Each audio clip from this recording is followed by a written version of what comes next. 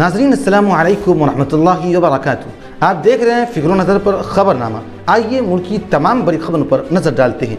जमीयत उलमा हिंद के सरबराह मौलाना अशरफ मदनी का कहना है कि मदारिस किसी बोर्ड में शामिल नहीं होंगे और न ही वो सरकारी मदद लेंगे, जिस पर उत्तर प्रदेश के रियासती वज़ीर ममलिकत कपिल देव अग्रवाल ने उन पर मदारिस के तलबा को गुमराह करने का इल्ज़ाम आयद किया है।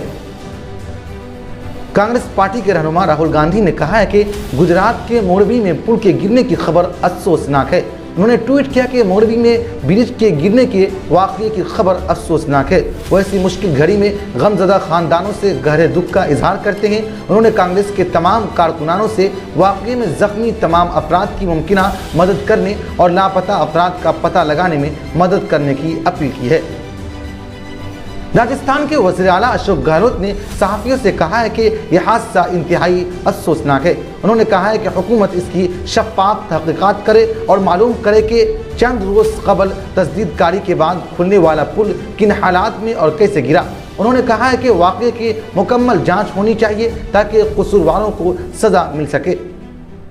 सुप्रीम कोर्ट ने पीर के रोज़ मुआशरे में इस्मत दरी मुतासिरा की जांच के लिए 2 फिंगर टेस्ट के रिवाज पर हैरत का इजहार करते हुए मरकजी हुकूमत और रियासती हुकूमतों से कहा है कि वो इस मामले में मुदाखलत करके इस बात को यकीनी बनाएं कि मुआशरे में राइज इस अमल को अंजाम न दिया जाए।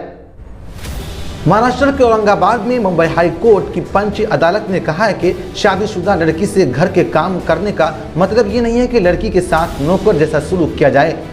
साथ ही अदालत ने कहा कि लड़की शादी के बाद घर के काम नहीं करना चाहती है तो शादी से पहले बता दे ताकि लड़का फैसला कर सके उससे शादी करनी है या नहीं करनी है। ट्विटर के नए मालिक एलोन मस्क ने ब्लू टिक अकाउंट होल्डर्स के फी माह $20 1600 लेने का ऐलान किया है। उन्होंने अपनी कंपनी ट्विटर में इस प्रोजेक्ट पर काम करने वाले मुलाजिमीन को भी खबरदार किया गया है कि अगर उन्होंने 7 नवंबर तक मज़कूरा फीचर को शामिल नहीं किया तो उन्हें नौकरी से निकाल दिया जा सकता है।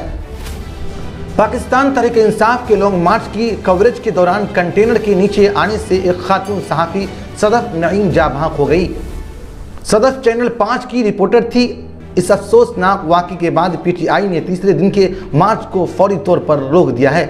जनूबी कोरिया की दारुल हुकूमत सिविल में हफ्ते की रात हैलोवीन की तकरीबात के दौरान होने वाले भगदड़ में हलाक होने वालों की तादाद बढ़कर 154 हो गई है।